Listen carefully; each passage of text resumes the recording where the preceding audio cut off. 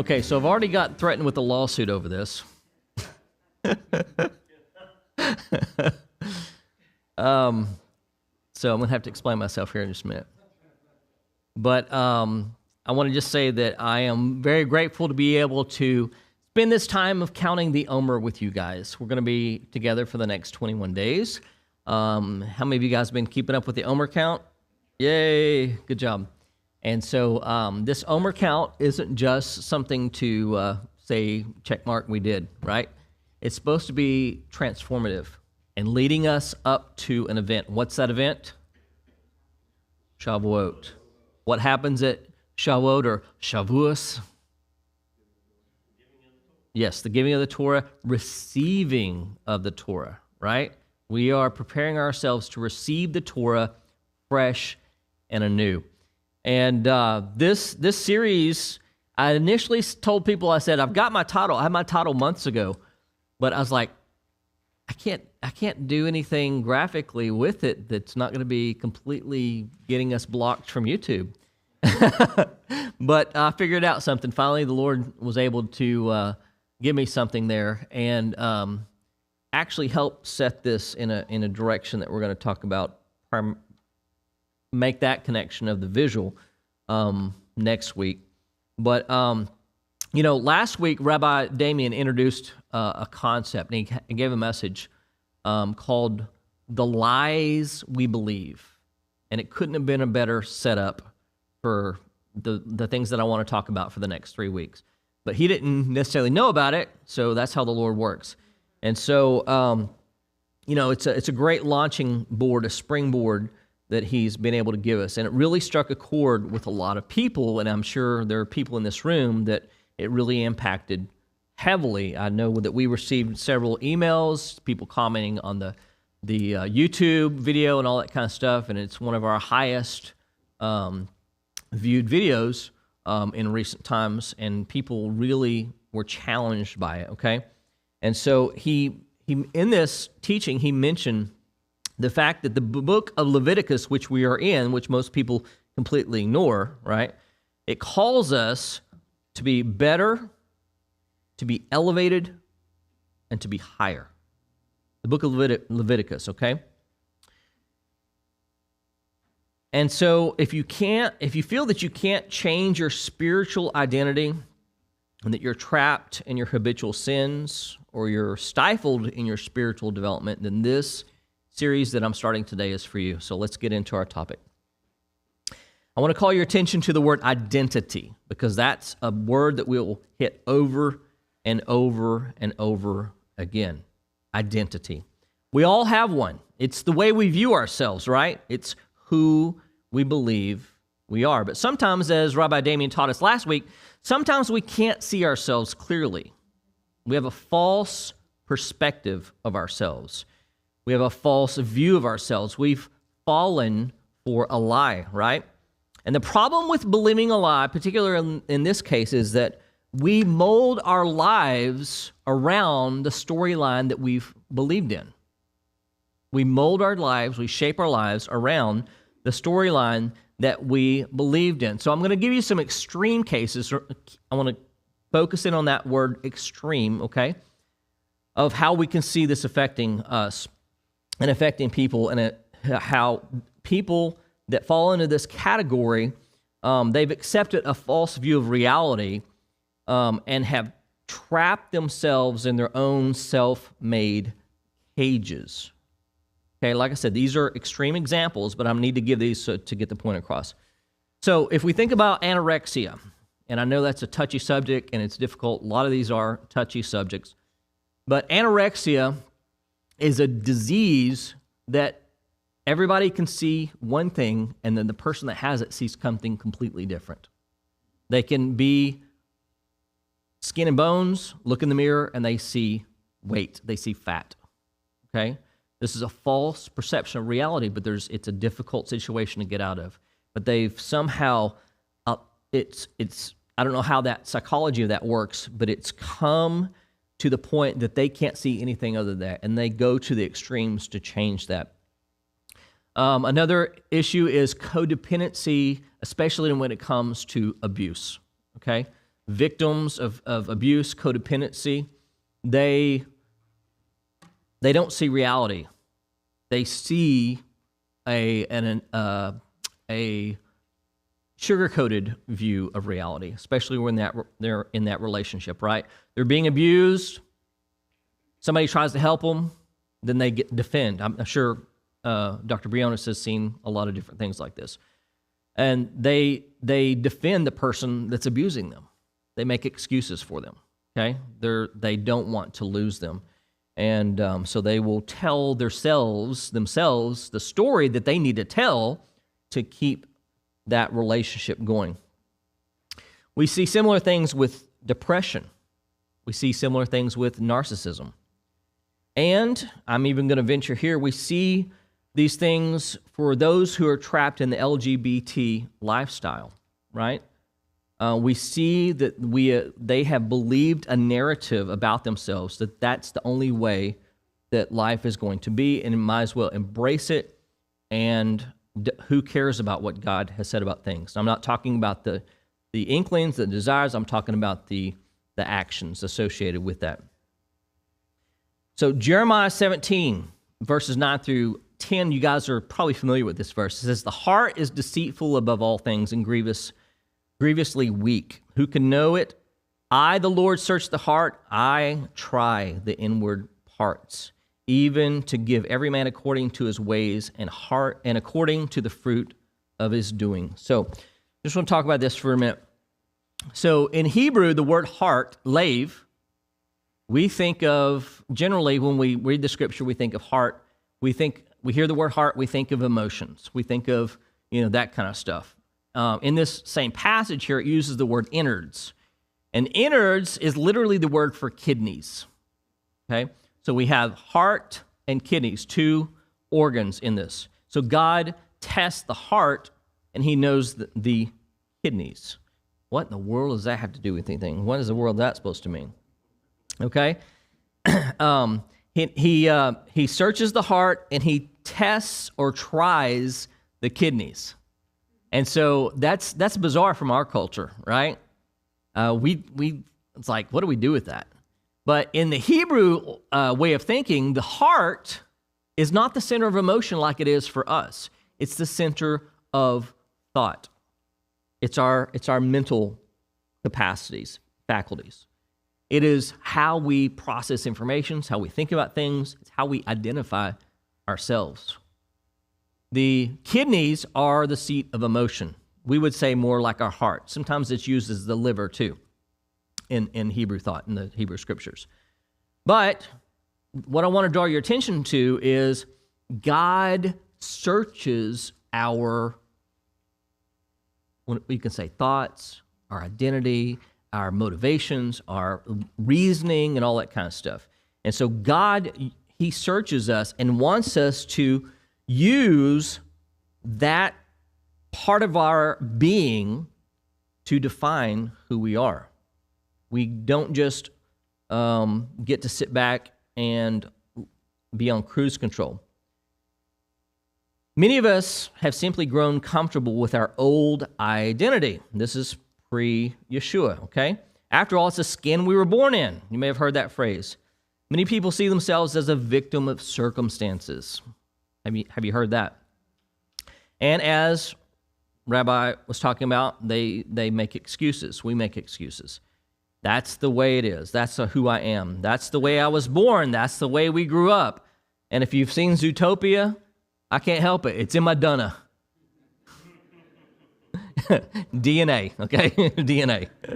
So it's in my dunna, though. Rabbi Damien said, basically he said, like it or lump it, that's just the way I am. That's what people tend to make an excuse. I love Rabbi Abraham Twersky's way of putting things. In his commentary on 𝐸 Avot, he says, even if you are the product of who your parents made you to be, if you stay that way, it's your own fault. Okay? So the sages talk about Jacob and Esau. And what is the primary difference between Jacob and Esau? They were twins, right? But Jacob came out one way and Esau came out the other. Esau came out first, and he was what? He was hairy, he was ruddy, and Jacob came out and he was already grasping. Okay? So the difference between the two is, and you'll see later on in life, and you see that through the different things that happen to them, is Esau is a static character. Jacob is a dynamic character. Have you ever read a book, watched a movie, whatever, and you had this one guy that's just like, he never changes. He doesn't mature, he doesn't develop, he has no character arc. Those are the type of people that we just tend to ignore in those situations, in movies and books and things like that. But the people with the really dynamic character, the people who go through heck and come out of that smelling like a rose and change and develop and adapt to that, those are the characters that we gravitate towards and that we see as heroes. The boys and I, Boaz is the last one, but we've been reading all three of my sons and I have read a series of books called the Stormlight Archive. And it's still in progress, and it's a fantasy set of books, but one of the main characters is that you know who I'm talking about. Who? Kaladin, okay? And this has, nothing to do with actual spirituality, but this is a cool correlation, okay? So hang tight. Kaladin starts off with this, he has this dynamic character arc. He starts off with one thing, he goes to another, he gets depressed, he struggles, he has everything beaten down, life is horrible, horrible, horrible to him. He's a slave and branded for life and all that kind of stuff, but yet he rises and he is put in a position of authority eventually. And he becomes he's a model for everyone, pretty much. And this is the character trait, the character arc that we like to see. And this is what really, it gets our blood pumping.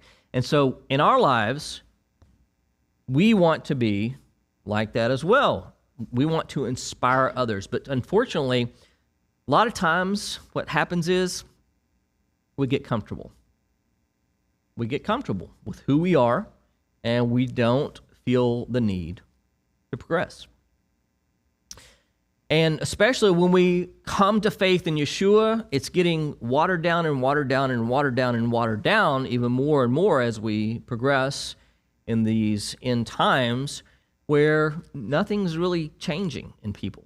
They just sort of say, okay, I want a blue car, I want a gray house, and I think I'll add Yeshua here, and I'll have this for lunch, and it's just one of those things that we just add him to whatever is going on. But the goal of this life isn't to get to the world to come by the skin of our teeth, through simply accepting Yeshua as our Savior and then getting on with our life as we see fit, as many of us unfortunately do. One of my favorite quotes from Dallas Willard, I used in my book, The Four Responsibilities of a Disciple. He says, this heresy created by the impression that it's quite reasonable to be a vampire Christian. One in effect says to Jesus, I would like a little of your blood, please, but I don't care to be your student or have your character. In fact, won't you excuse me while I get on with my life, and I'll see you in heaven. Ouch, right? So humans, like water, generally choose the path of least resistance. Most churches, unfortunately, and this is not a bash against churches at all, this is just saying how it is, and we have to help in this area. Most churches are concerned with how to get you saved and spend the majority of their time on topics like forgiveness or justification. It's just the path of least resistance. It doesn't require lifestyle change. It doesn't require really anything except to just accept that fact that God loves us and he wants to get us to heaven. And so we just sort of accept it and go on. But generally, those who engage with us here at Shalom Macon are different than that. We desire to be better disciples of Yeshua. And if you came to Shalom Macon, that's probably why you came. You want to learn and you want to grow.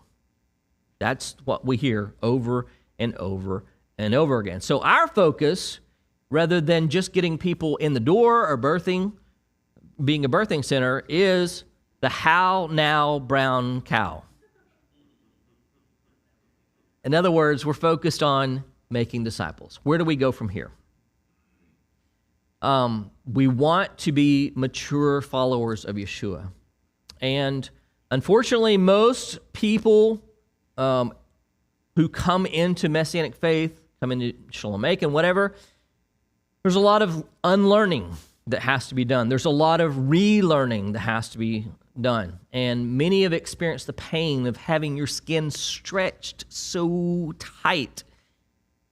You got to figure out what to do with this new wine that's starting to ferment inside you, right? You're either going to burst or you're going to figure out how to make that skin more elastic and be able to accept that new wine and let it develop and mature inside you. So at Shalom Macon, particularly, musar holds a significant role in our community identity. Okay, how many of you in this room right now have been involved in some capacity in some kind of musar course in this congregation? Raise your hand, please. Okay, got a good showing here. And that includes not just the musar class, but things like our men's group and things like this that we're studying through. And why is this? Because we're not stuck on the borderline of wondering if we're saved or not. We are trying to get on the path of transformation and become like Yeshua wants us to be disciples that he can use for his glory in this world. So one of the things we're doing as a men's group is we are studying a rabbinic text called, it's a musar text called Mesilat Yesharim. It's the path of the just. Okay, what does that even mean? It's like, well, this is the path that I want to be on if I want to be in a right relationship with God and with man. If I want to be upright in all of my life, then this is a proper path for me to take, and this is how I get there. And so the goal for this book, it says basically that we're not seeking, how to get to the world to come in a certain type of way, but we're seeking refinement of our character for use in divine service. We're using this world to be closer to God through how we live this life so that we can enjoy the world to come and be the person that God has made us to be in this world. So our ultimate goal is to be like our Rabbi and Savior. Of course, we know him as Yeshua.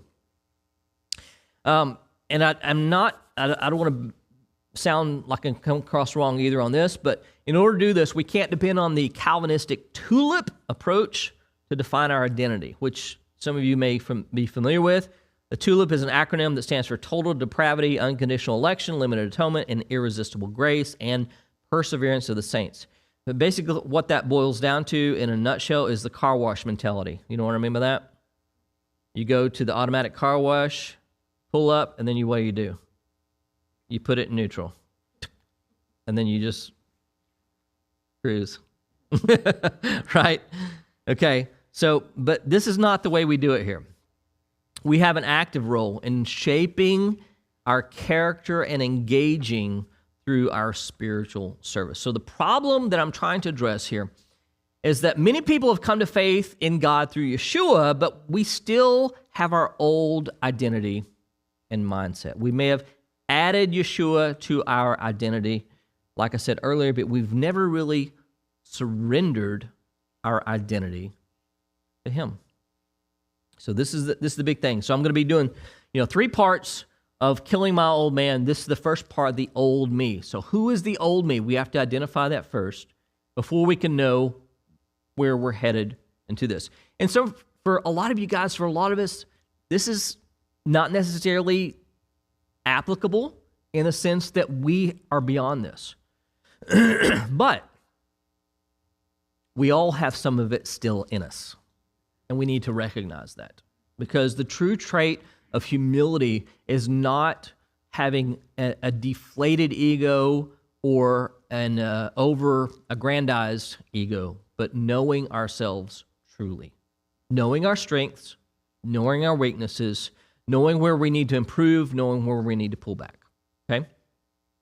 So again, the lies we believe that Rabbi talked to us about last week, taught us last week, is so fitting for this. And it boils down once again to our identity.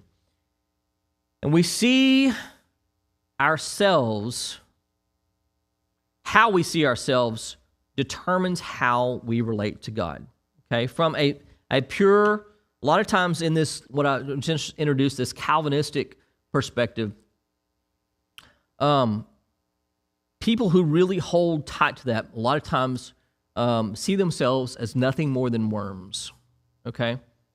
But on the flip side, you have people that say, they're pretty much equal to God on the flip side, which is scary. And you have everything in between. And so we need to have a proper understanding of ourselves so that we can know our relationship to God and what He expects of us, and have this identity that we can do what He has called us to do, and we're not the person that we used to be. If we have had an encounter with Yeshua, we're a new creation. We have been transformed. We have changed. And that's what really this thing is going to be about, and we're going to develop more. And at the risk of hitting another sensitive area here, but this is very applicable. Those who are part of the LGBT community see themselves in a certain way, even if that identity stands in opposition to the identity God has for them. And this is why these people are some of the hardest people to talk to about the Lord, because it is completely contrary to who they are. And it doesn't resonate with them, because it's a conflict of their identity. Like I said earlier, we all struggle with things. I'm not talking about that. I'm talking about embracing that lifestyle and living a life that is contrary to what the Lord said. And we can go in all these different areas that we can talk about, but this really hones and it boils down to identity. And we've had some... We've dealt with a lot of people in this area, and we've had some great successes, and the Lord is doing some amazing things in various people. But at the core, it's one of the hardest because it challenges a person's identity. And it's difficult because to kill who you believe you are, there's nothing more difficult than that. To kill who you believe you are. There's nothing more difficult in the world. But if we're in Messiah, we all have a former identity in some capacity. And so let me remind us all of who we were. Ephesians 2, 1-5 says, "And you were dead in your trespasses and sin." So we were all just dead, right? Just walking dead. We were zombies in a certain sense. "In which you walked, following the course of this world, following the prince of the power of the air, the spirit that is now at work in the sons of disobedience, among whom we all once lived in the passions of our flesh, carrying out the desires of the body and the mind, and were by nature children of wrath, like the rest of mankind. But God, being rich in mercy because of the great love with which He loved us, even when we were dead in our trespasses, made us alive together with Messiah." Galatians 5:19-21 says, "Now, the works of the flesh are evident: sexual immorality, impurity, sensuality, idolatry, sorcery, enmity, strife, jealousy, fits of anger, rivalries, dissensions, divisions, envy, drunkenness, orgies, and things like these. I warn you, as I warned you before, that those who do such things will not inherit the kingdom of God." That's it. But the real struggle still persists. Romans. If you ever read Romans, you know where I'm headed. Romans 7, beginning in verse 15. "For I do not understand my own actions." How many of you guys can say that sometimes? "For I do not do what I want to do, but I do the very thing I hate." And you know what? When we do that, it creates a self-loathing. It creates a hate for ourselves even. And we destroy ourselves. We set ourselves up for failure in this. We create scenarios where we have the opportunity to fail. He says, now if I do not do what I want, I agree with the Torah that it is good. So now it is no longer what I do, but the sin that dwells within me. For I know that nothing good dwells in me, that is, my flesh. For I had the desire to do what is right, but not the ability to carry it out. For I do not do good. I do not do the good I want, but the evil I do not want is what I keep on doing. Now, if I want to do what I do not want, there's a lot of do's and don'ts in there, it is no longer I who do it, but sin that dwells in me. So I find it to be a law that when I want to do right, evil lies close at the door. Isn't that always the case when we're on the track that we're supposed to be headed, we're ready to do right, there's always something that's going to try to keep us from doing.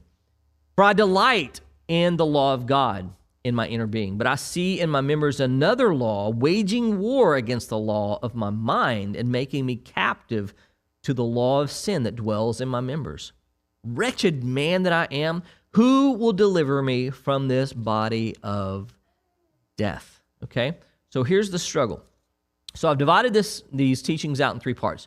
The first one, as you can see, is the old me. We're talking about the old me today. Next week, we're going to be talking about the death of me. Okay, so about dying to self. So our commission is from Ephesians 4, beginning in verse 17. Now I say this and testify in the Lord, that you must no longer walk as the Gentiles do. Wait a minute, I am a Gentile. In the futility of their minds, he's talking about the pagans. They are darkened in their understanding, alienated from the life of God because of the ignorance that is in them due to their hardness of heart. For they have become callous and even given themselves up to sensuality, greedy to practice every kind of impurity. But that is not the way you learned Messiah, assuming that you have heard about him and were taught in him as the truth is in Yeshua, to put off your old self. This is where we're getting down to the nitty-gritty. To put off your old self, which belongs to your former manner of life and is corrupt through deceitful desires, and be renewed in the spirit of your minds, and to put on the new self, created after the likeness of God in true righteousness and holiness. So, what are we supposed to do? Put off the old self. We have to identify what the old self is so we can put it off. And then we have to do what? We have to live with ourselves continually as an offering to the Lord so he can use us. But you know what the problem with living sacrifices is, right? They tend to crawl off the altar quite a bit. Just saying. So the goal of this series is to recognize that we have two identities that we can choose from.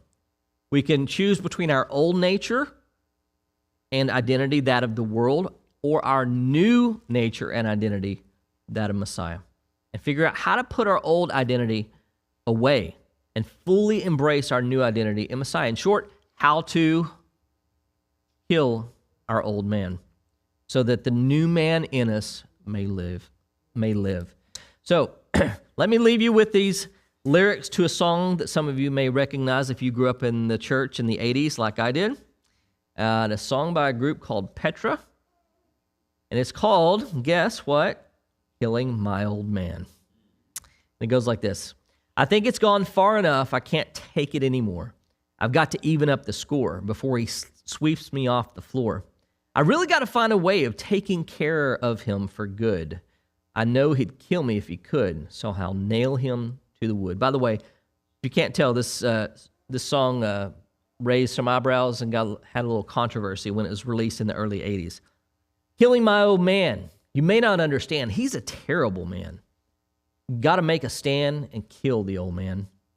Every time that I think he's gone, I've finally won. He just keeps coming back, puts me on the run. I think I'd better do it now. Get my hammer and nail, pray to God that I won't fail, lest he keep me in the jail, and I don't want to stay in jail. Killing my old man. You may not understand. He's a terrible man. Got to make a stand and kill the old man. So, today, we've talked about the old men. Next week, we'll be talking about what? The death of me. So, we're going to leave it at that. Shabbat Shalom. Please visit our website, shalommacon.org, to learn more about us, join our live services, access other teachings, sign up for our newsletter, join our private network that will connect you with our greater community from around the world, or contribute to the work of Shalom Macon. Thank you for watching, and we look forward to connecting with you.